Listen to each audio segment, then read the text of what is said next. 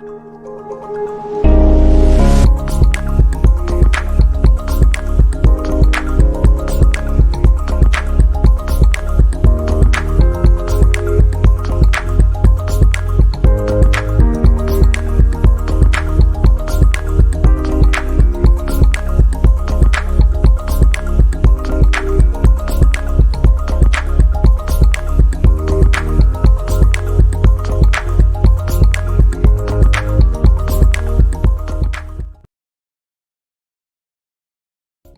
to the Co-Creators Convergence celebration of World Unity Week.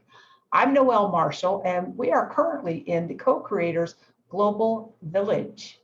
And four of us organizations went together and decided we were going to co-party and celebrate World Unity Week together. So I'm so happy to have my friend Kathy Mason, who I consider basically a co-founder of the Co-Creators Convergence. She gives us so much support over many, many years and brings us such wonderful guests. And I'm looking forward. I have not met Victoria Reynolds before.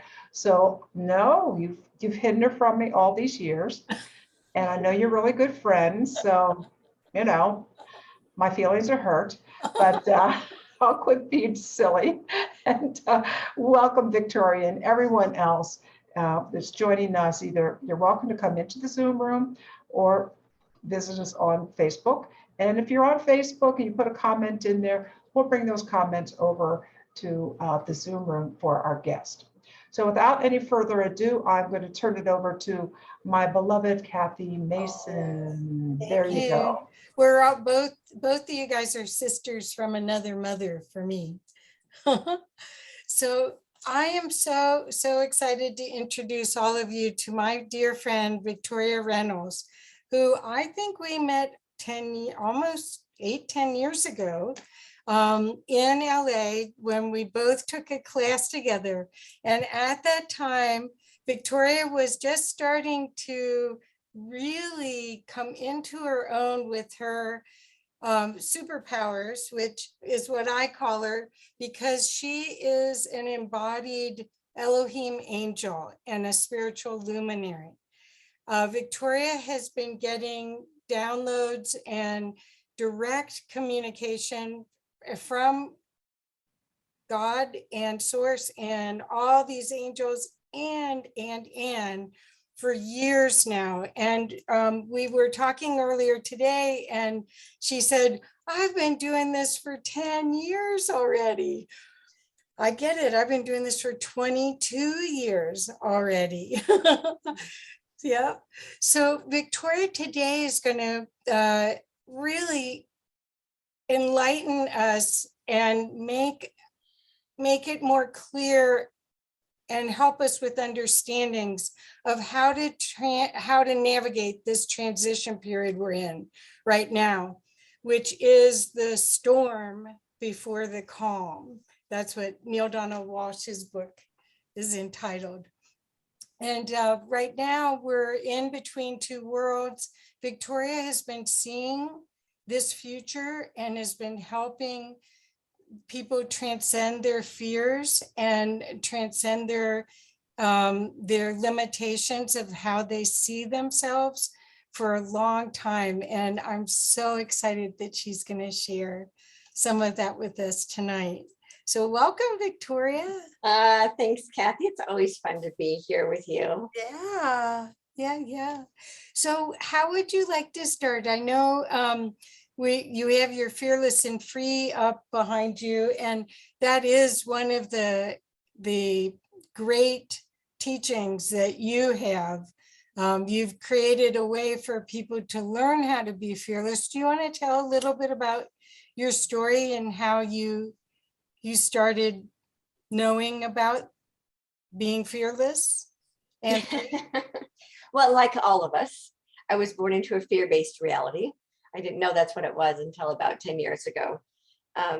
So I guess the best way to explain this fear-based reality that we've been born into for about the last 12,000 years, 10 to 12,000 years, so roughly around 11,000 years, we as a collective of souls agreed for Earth to be a planet, to be a learning planet. And so we agreed on a soul level to allow fear to become a learning experience for our soul's learning. So that's actually what the story of the Garden of Eden is all about. It's about how fear came to the planet and how we agreed to go out, left Gaia's garden and go out into the world and learn through the dichotomy of love and fear, light and darkness. And that's where we've been for about the last 11,000 years. We are now starting to break out of that. One of the messages I received about 10 years ago is that this is a learning planet until the collective of souls agree for it to be a planet of peace. Now, we as a collective of souls, remember on a soul level, have agreed that it is now time to move out of the learning planet and into this planet of peace. So our planet is going to once again become a paradise, and we're returning back to Gaia's garden, back to Mama's garden. And so we were all born into a fear-based reality. For myself, I planted myself in an extremely fundamentalist, polygamist, patriarchal cult in the mountains of Montana. And it was an extremely, as I said, very, very patriarchal. My husband, as I called him, used to call it patriarchy on steroids, because it was so over the top patriarchal, to the degree that women were considered the property of men, which they were for a very long time in most cultures and still are in some. But that I grew up with the belief that my only worth was in my ability to produce babies. And that in that environment, I was sexually, physically, emotionally, spiritually assaulted. And when I was a teenager, I found myself I was either going to commit suicide because I was so unhappy, or I needed to figure out how to get out of that environment. And obviously, I found a way out. My higher self spoke to me and told me that everything I'd ever been told my entire life was a lie, and that there was something better for me.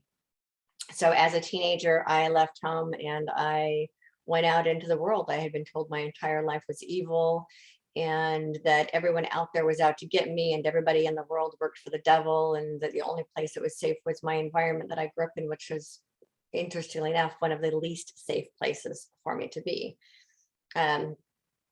What I realized years later is that I put myself there specifically so that I could have the experiences that I needed to have in order to teach what I'm here to teach. So my primary purpose on the planet is spiritual freedom. It is teaching humanity how to transcend this fear-based reality and integrate this new reality that's based entirely in love.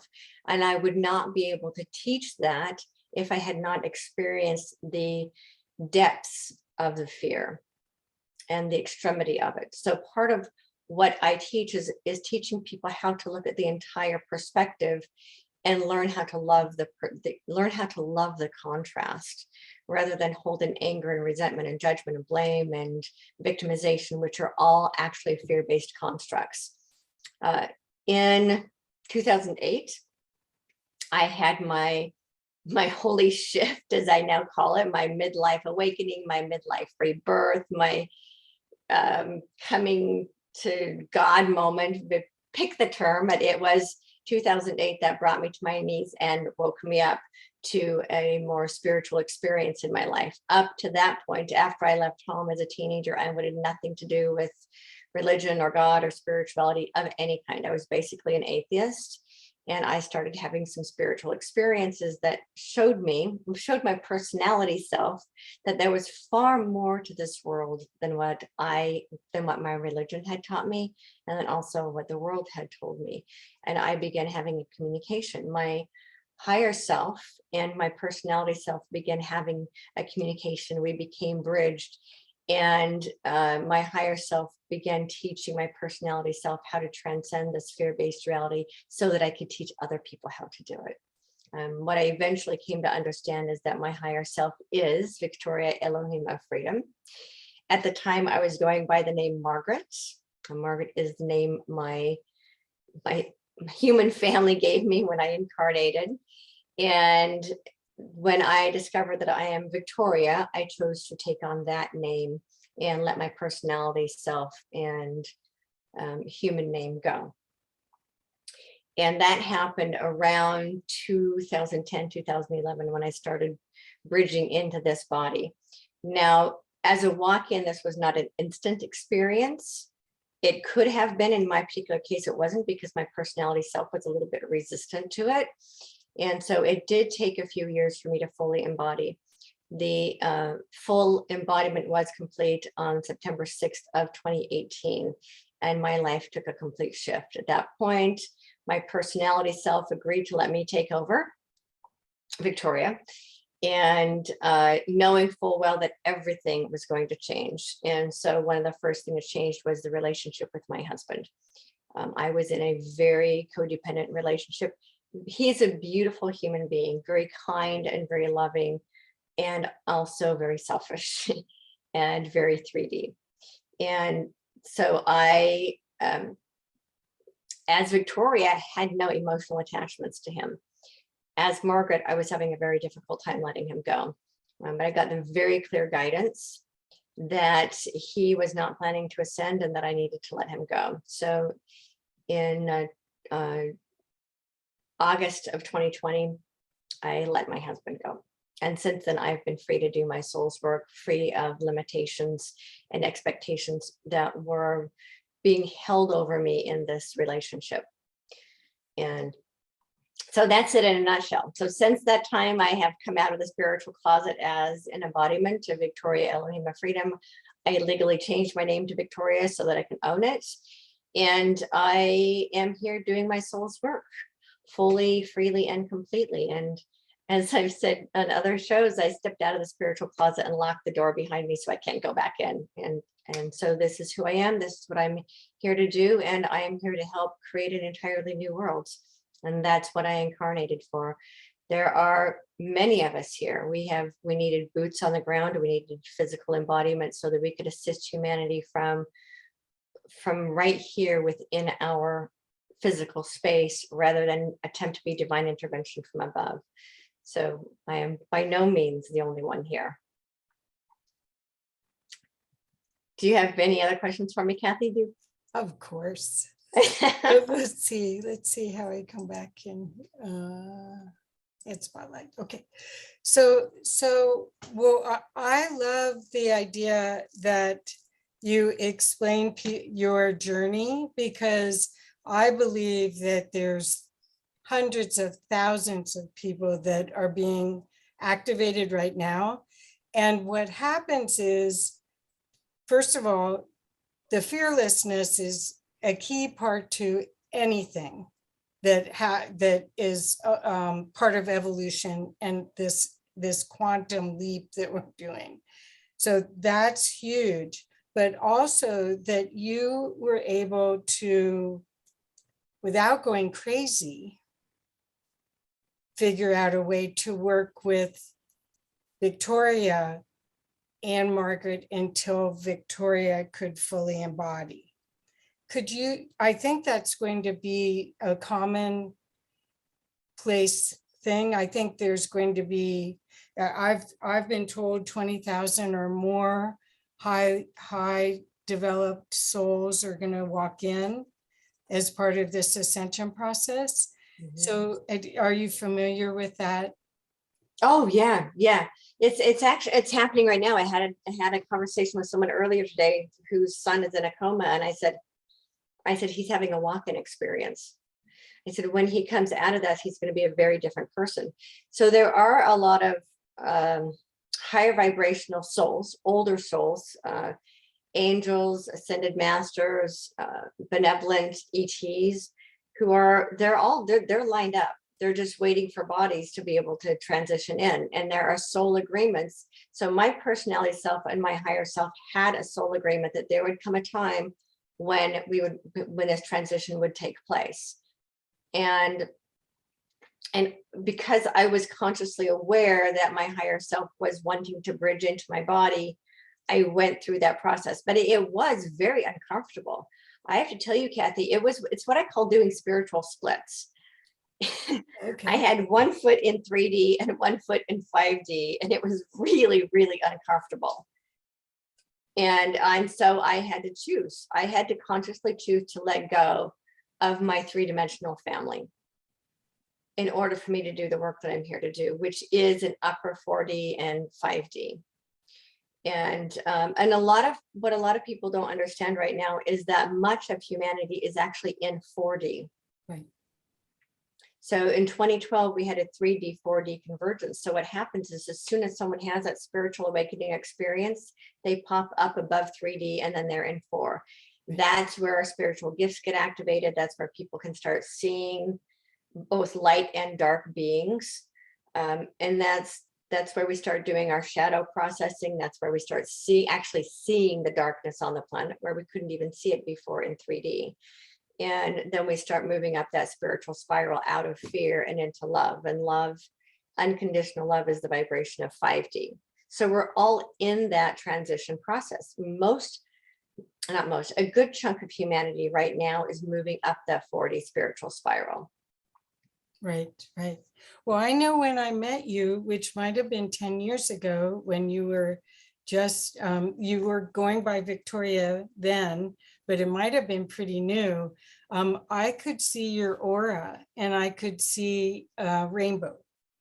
So I knew you were angelic. I didn't know everything, but I knew I could see that right away. So, and I think you were just starting to integrate all of that.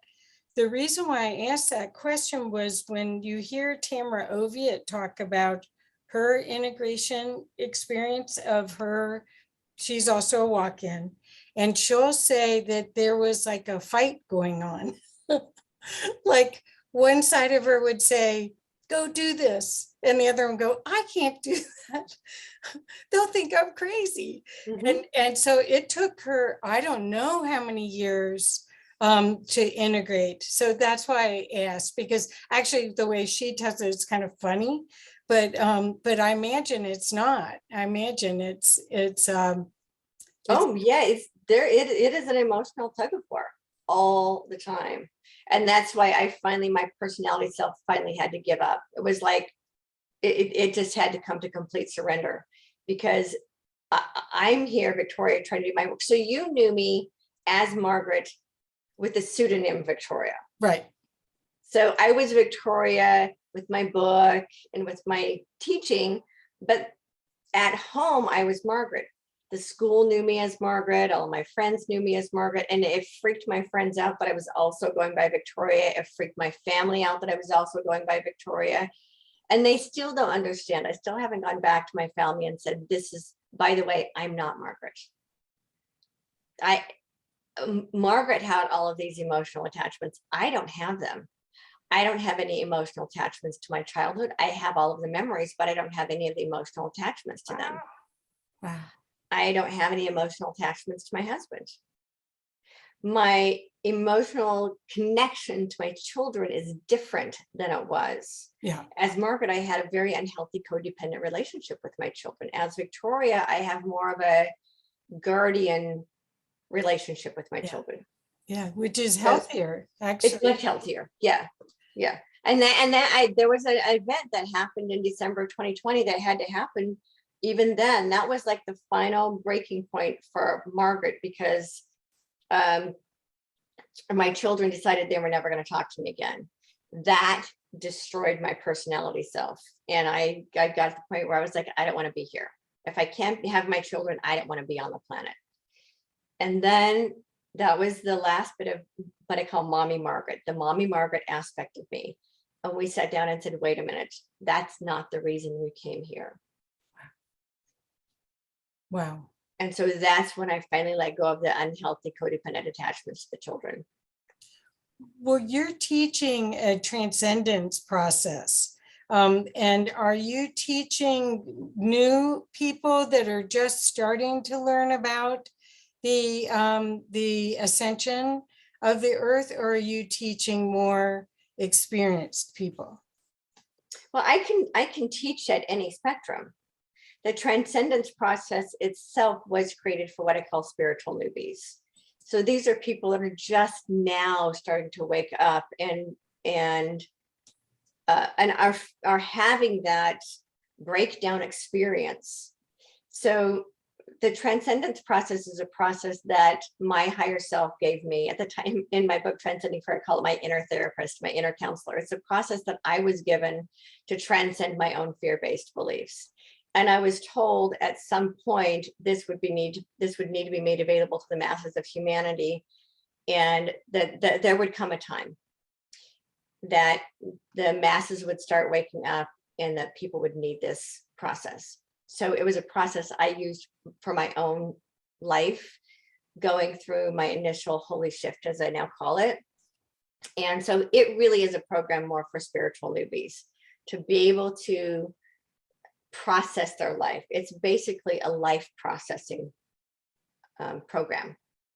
It's a life process. It's a shadow process. And the best way to explain it is, when I first discovered it, I had lost everything after the 2008 recession.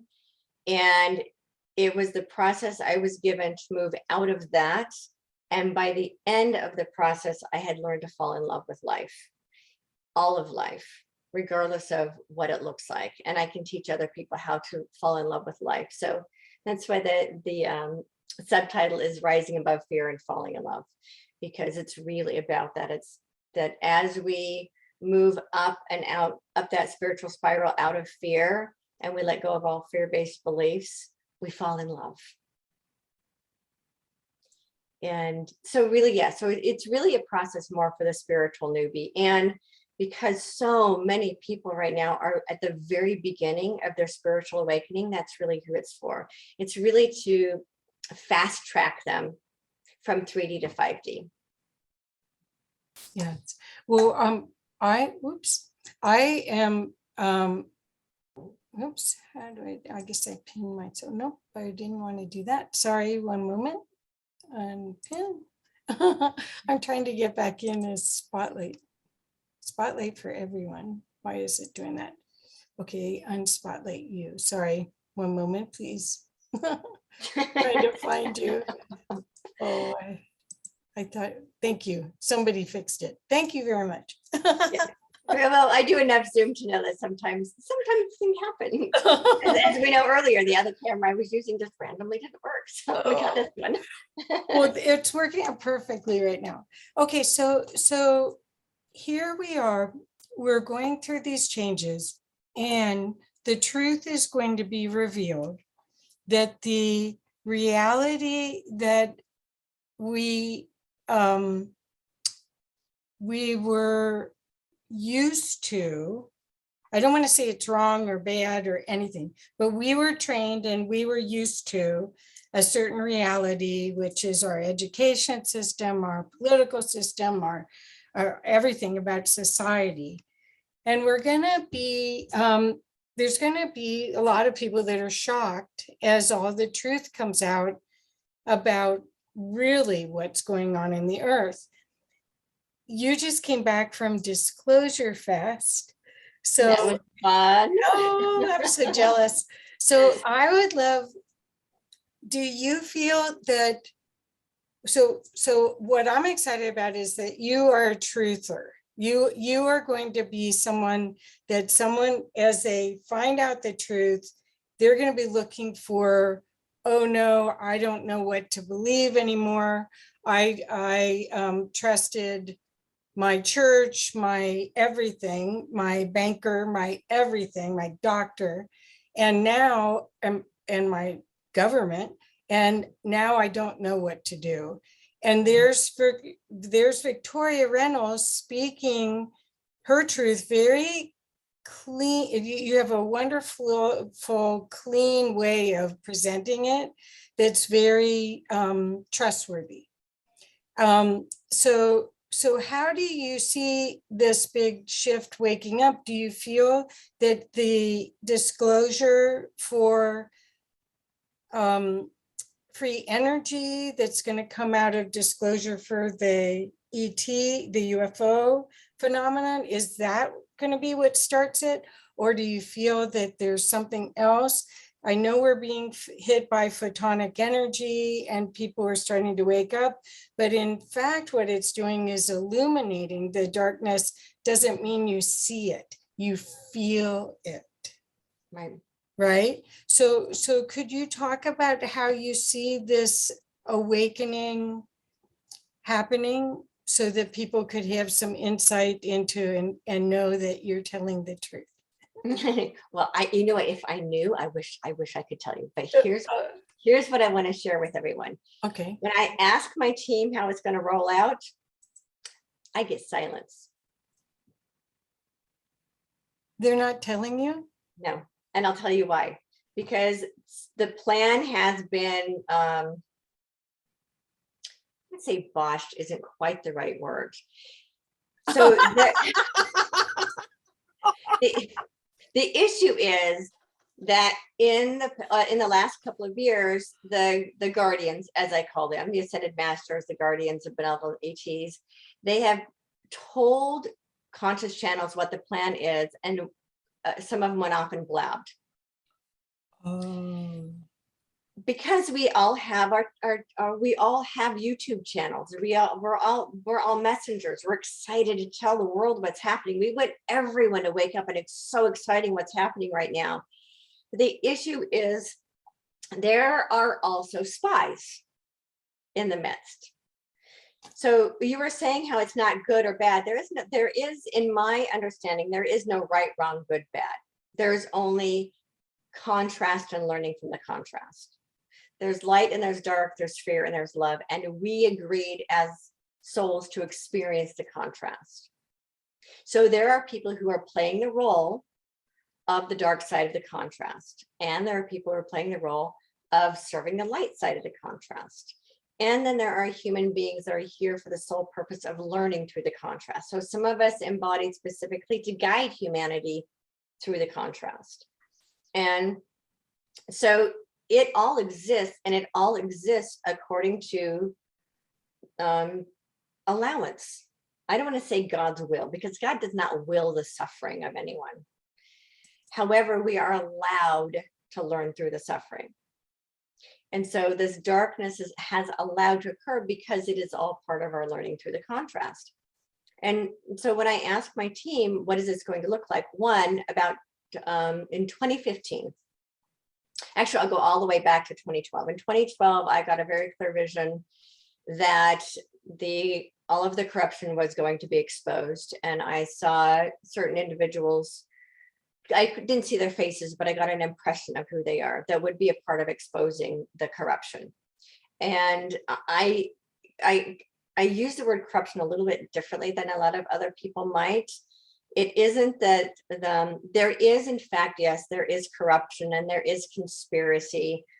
And yet I don't really talk about it through anger and blame and hatred and againstness, because it's understanding that that is part of the contrast we agreed to learn. And that the corruption is actually more like corrupted souls. So there are some souls who chose to come in and serve the darkness. It's kind of like some of those souls have a disease, they're corrupted, and that they will need to go through their own learning process. So that's one way. When I tune into the mother father aspect, when I tune into Mother God, and she's amazing, there's no anger or blame or hatred. God does not hate any aspect of itself. So when people talk about good versus evil, that God wins, that makes no sense to me, because God is all that is. God does not win against itself. Then we are all aspects of God. So, but there are some aspects that are diseased, that are corrupted, like corrupted cells, corrupted programming that needs to be cleared up. And so that's what's going to be happening on our planet, is that these corrupted souls are going to start being removed from the human experience, so that we can have this peace on earth, heaven on earth we've been talking about for hundreds, if not thousands of years.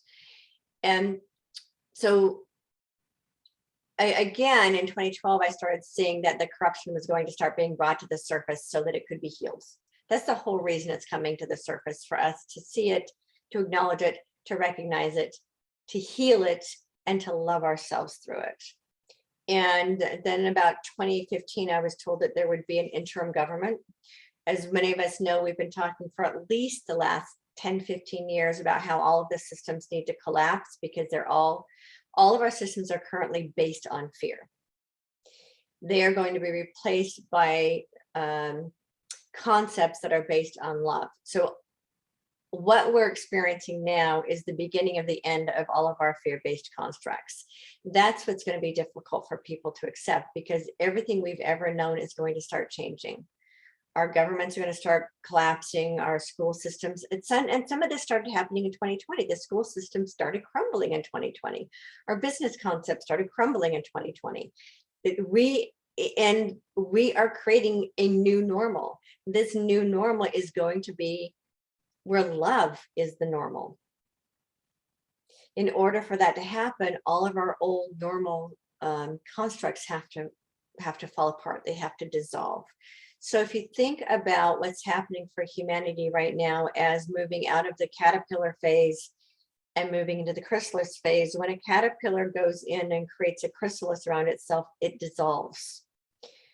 Everything that it once was collapses and dissolves, and then a butterfly is reconstructed from that dissolution. So that's what is beginning to happen now, is we're starting to see the dissolution of our old reality. And for people that don't understand that this is actually for our greatest good, that is going to be really difficult for them. When we understand that this is actually about our spiritual liberation, it is the liberation of humanity from the fear-based reality, that this is actually a spiritual experience, not a physical experience. When we understand it from that perspective, then we're able to move through this dissolution with greater ease and grace and camaraderie and unity, rather than the present dissension and division that we're presently in. Did that answer your question? Yes, that was great. That was perfect. So let's see if I can see. Oh, it worked. Thank you. Somebody's helping me. They realize I all messed it up. Okay, so one of the things that I'd love for you to share with people is the journey to self-love, because basically your transcendence process and your fearless and free process is a journey back to loving ourselves enough to seeing life in a different way through the eyes of love rather than fear. Right. Could you talk a little bit about that? Because I think self-love, we were programmed that was selfish. Right. And we were programmed that that not only was it selfish with the way that we would act if we loved ourselves, but that the acts of being of spending time on yourself and going inward and working on yourself isn't really a Western civilization idea. Especially as a mother, we were always taking care of everybody else and we came last. So Right. could you speak to that a little bit, please? Sure. And one of the things that we were taught, especially as women, is that we needed to be self-sacrificing. And the word sacrifice actually means to die. So we were basically told to work ourselves to death on behalf of everyone else. And then we wonder why the feminine feels so angry and resentful and depleted. And it's because we were told that we needed to, as you said, we needed to put ourselves last. We needed to sacrifice ourselves for everyone else, rather than understanding that when we give to ourselves first, we can give to others from the overflow without depleting ourselves. And the other thing to keep in mind with this whole self-love is selfish is that one of the narratives that we were taught, particularly by our Western religions, is that we are separate from God, that we are separate from each other, and that we have to earn our way back to love. And the only way to earn our way back to love is through penance and through suffering and through I don't want to use the word humility, but humiliation. It's a misinterpretation of humility and humiliation are two different things, but there are people who think they mean the same thing. So in order to get back to love, we have to go through hell to get to heaven. We have to go through suffering to earn the right to be in God's presence, and that we are separate from God, and we have to go through our religions to get to God. We have to pay penance to a religion to get to God. We have to go through Jesus to get to God, that we don't have direct access to God. And this belief that God is a being that's out there in the ethers judging us. And I always thought, as a child, I thought it was interesting, because I remember not being able to understand this idea that God is unconditionally loving with a big long list of conditions. That oxymoron didn't make sense to me. I thought differently as a child. I kind of sit with these beliefs and analyze them. Most of them made no sense to me. Now I understand why. And so that was one of those dichotomies. And yet we know, and it says all throughout all of our religious texts, that God is love. It doesn't say God is a man who sits on a throne with a scepter who's going to judge you and whack you with a sword, or any of that stuff. God is love, period. And if God is love, and God is all that is, therefore love is all that is, and therefore we are love. And if God is everywhere present, then isn't God also in us? That the separation between us and love is an illusion that was created specifically to keep us from finding it within ourselves. When we learn how to love ourselves and actually understand that we actually are love embodied, we are love in human form. And when we start to really understand that, then we start to go, oh, I love who I am. I mean, for me, I'm like, I chose a pretty good avatar this time around. And I couldn't say that 10 years ago.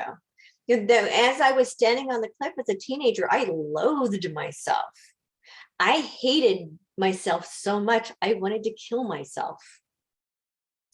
I hated being a human being. And I loathed my very existence. When I first started learning about this idea of self-love, I was in my 20s, and I couldn't even grasp what that meant. It took me 10 years to even start to learn how to like myself. And then I started learning how to like myself. And this was now in my late 20s. I learned how to like myself. And the way that I learned to like myself is that I had to live alone by myself for a couple of years. I took myself on dates. I took myself to dinner. I took myself to the movies. I took myself to the gym. I had to have a relationship with myself. And I started to realize I was an okay person. And I read self-help books voraciously to help me start to understand that there was nothing wrong with me. And so I go through what I called it self-therapy. So I therapied myself for about 10 years with self-help books. And then I had enough of a good relationship with myself that a really wonderful man was attracted to me. He would have not found me attractive had he met me 10 years earlier, because I was an emotional disaster. I was a walking emotional mess. But then it still took me years longer to even know what love was. So I loved my husband, but I was still detached from any kind of relationship with myself. It was still an external relationship with him. I found my love and my happiness through my relationship with him. And then when I had my children, that's when I started to really understand what love is, because my love for them is so pure and so unconditional. That gave me the opportunity to understand that that's how Source loves us. That Mother, Father, Creator love us with a love that's beyond words, that's beyond comprehension. It's that unconditional love we have when we look at our children and go, oh, can't you see how extraordinary you are? Beautiful. If you could just see how amazing you are and how capable you are and how loved you are. And that's the way Source loves us. And when I started to feel that and see that love I had for my children, then I could start to understand the love that Source Creator has for us. and then start to embody that for myself of, oh, I can love myself that way. Complete, absolute, unconditional, no strings attached. Right. Perfect. Learning to love myself the way Source Creator loves me. There's nothing selfish about that at all. And I think people really are starting to grasp that this is about loving who we are as divine love having a human experience. And there's nothing about us that isn't lovable. With all of our scars and our wounds and our too fat, too thin, too old, too young, too poor, too rich, too all the too whatever, when we really get to the place of understanding the unconditional love that we all are embodied, then those judgments go away. Then we wish for what's best for us. Not out of egoic desire, but it's like, ooh. So in my case, I'm like, I want a healthier body because I got a good 50 years left. And I want this vessel to work to its fullest potential. It's not about judging any aspect of my body as bad or wrong or unworthy. It's because I want to get the most out of the experience that I've put myself in, and really loving all of it.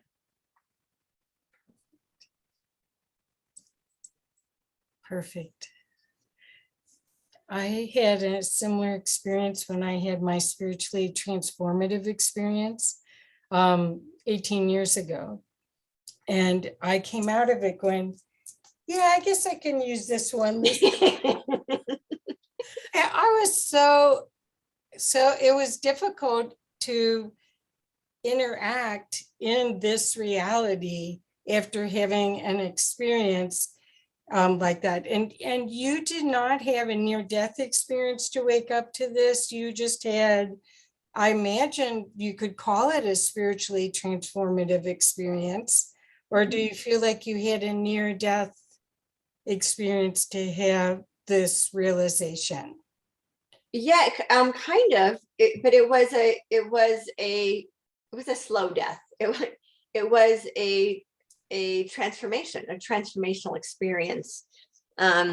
So that's what I call my midlife rebirth. That's kind of what it was. And it's funny because Christians call it I think they call it a rebirth also, born again, like born again Christian, right? It's that same kind of thing where you're born again into this new spiritual understanding. Right. So I did have an experience. I had multiple experiences. So my transition process my cocooning took about 10 years. It was a 10-year process. Wow. And it probably would have been faster if I hadn't been in such a 3D relationship. And I would often ask myself, why in the world did I give myself such a 3D relationship? This man I married who was such a 3D guy, you know, rum, beer, football, sports, the race cars, the news, all that stuff. He was a very three-dimensional person, incredibly loving. So it's really important for people to understand that just because someone's in 3D and hasn't had a spiritual awakening yet, doesn't make them a bad person. Right, right. They're incredibly wonderful, wonderful human beings who are still in that 3D construct. And they just haven't had an awakening experience yet. For me, the seventh chapter of my book, Transcending Fear, Kathy, which you know you're working on my 10-year anniversary edition, which was not part of my 2012 edition, is the seventh chapter about self-love. That occurred shortly after I published the first edition of Transcending Fear, and that was a very transformative experience. It wasn't a near-death experience in that I didn't need to have that, but it was a very profound, almost out-of-body experience in that I was standing in my kitchen one day. I had been coughing for about 3 weeks, and I knew that there's a name for it now. when I had this experience in 2011, there wasn't a name for it. I knew I was sick and I was coughing, and that I was coughing old beliefs out of my body. I could actually feel these old beliefs coming up out of my throat and coughing them up. Wow. I knew I was changing my physical body, changing my genetic makeup, and coughing up all these fear-based beliefs that just no longer serve me. Now we would call that ascension flu. But at the time, there wasn't a name for it, although I knew that it was a transformation that my body was going through. And after about 3 weeks of coughing, I was standing in my kitchen and I felt love in a way that it's beyond explanation. It was so deep and so rich and so profound and so overpowering that it brought me to my knees. And I could feel it in every microcosm of my body. And it was coming out my eyes as tears. It was so profound. And I knew, I actually asked, I said, what is this? And the response was, we wanted you to know what love really is. Mm-hmm. And when I had that experience, I suddenly knew that is the love everything is made of. Everything is made out of it. Me, you, the grass, the trees, the desk, the universe. It is all made out of this love. And that actually is what God is. It is the energy of love itself. And it's so, it was such a bliss that I was like, oh, I want to be in this all the time. And the response was, well, you live on planet Earth. So, you can't be in that all the time. Although at some point, I think when we all begin to transcend this fear-based reality, we will get to live in that vibration of love. Because I was still capable of having a conversation. I was still capable of thinking. But the love was so profound that it was breathtaking. Now I know what that is. I just discovered this a couple of months ago. That is what Yeshua, as I prefer to call him, but others call Jesus, is what he referred to as the Holy Spirit. So in our patriarchal religions, there is Father, Son, and Holy Spirit, but Holy Spirit is actually Mother. She got left out of the story. And now it makes sense, because what I was being shown 10 years ago is that was the compassion of the Divine Mother. So the Holy Trinity of Father, Child, Mother is what Yeshua fully embodied, and what all of us are intended to fully embody. And what's been missing from our human experience is that Holy Spirit of the compassion of the Mother aspect of God. Perfect. Thank you. That's perfect. So Victoria, I want to see if there's some questions. I know that there's been some chats that have said, no output, all this is so resonant with the teachings of A Course in Miracles.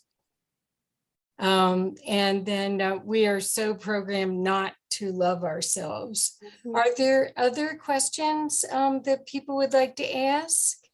Please put it in the chat so that we could have Victoria. She's a wealth of information, and you'll get, when you ask a question, it's not, some people that talk about all this sort of dodge the answers. But why? Victoria doesn't. But because I think they're trying to, they're thinking it through, not feeling it through.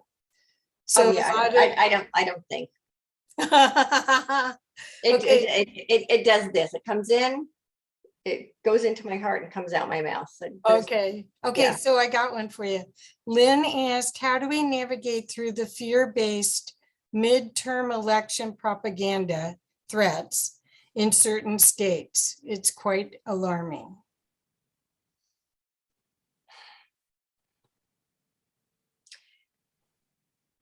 Well, the important thing to understand is that what is happening on our planet right now is intended to be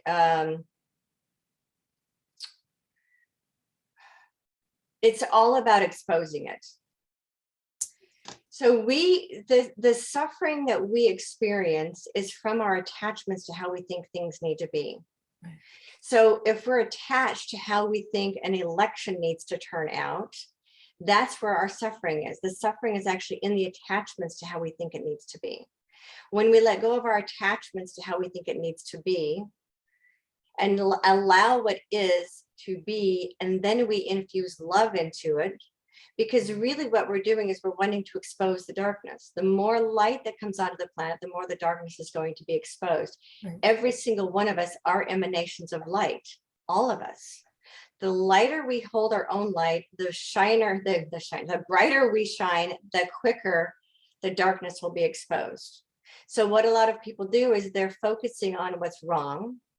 They're focusing on the fear. They're focusing on the complaining. They're focusing on the corruption. They're focusing on all the bad that's happening on the planet. They're focusing on everything that's not going right by what they think, how things should be. And as soon as we get attached to our shoulds, we get stuck in our suffering. What people need to understand is that it is rolling out in the way that it's intended to roll out so that it can be exposed. As I was saying earlier today, the reason the gas prices are nearing $10 a gallon in California is because that needs to be exposed. That the darkness is not going to be exposed while everything looks all fine and dandy. So what we do is we take our light and we project it into the darkness. And when enough of us say we wish, we desire for the darkness to be exposed, and we put our light into it, then the sooner it will be exposed. But the more we focus on the darkness, the longer the darkness will persist. Right, we're feeding it. Yeah. All of this is, well, we had a wonderful speaker this morning, talked about law of attraction, and it was the universe doesn't, it hears what you're saying, and you can say cancel, but that doesn't work. So yeah. Because it matches our resonance. Well, we're our words and our feelings. So as long as people are, what you resist persists, right? That's also another one of the teachings. Yes. And so it's really about, as long as we put our emotional and mental energy into what it is we don't want, we will continue to create what it is we don't want. That's right. Yes. What you resist persists. Exactly. So I'd love to make sure that people know how to find you, and anything that you would like to share, because I know that people, once you've discovered Victoria, you will be amazed at the opportunity for personal growth and the opportunity to create a better life for yourself. So Victoria, how can they work with you? Well, the best way to find me is at victoriareynolds.com.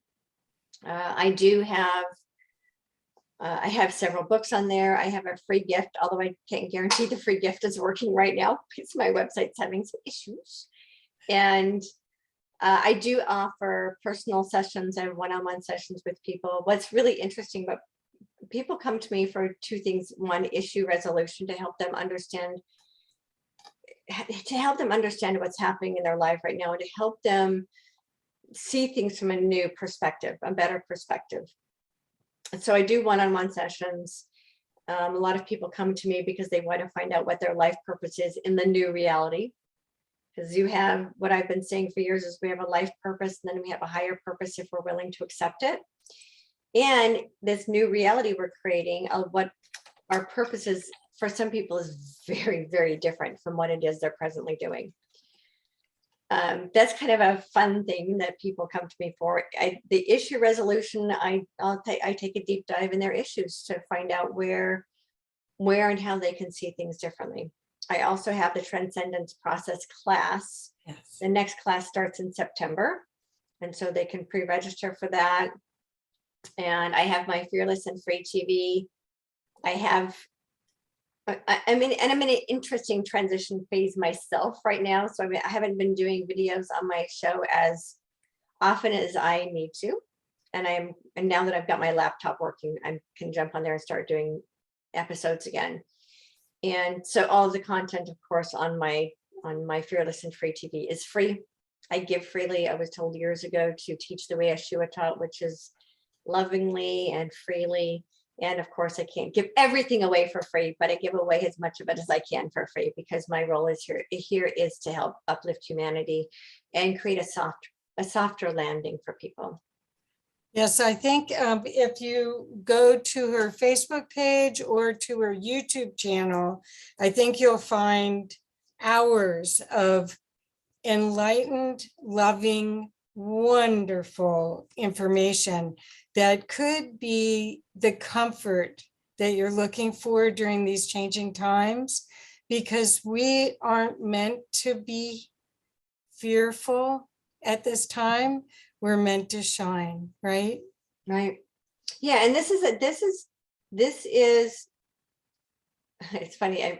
My spirit speaks to me in song all the time. And that song I'm sharing is that Whitney Houston, give me one moment in time. So that's what I'm hearing.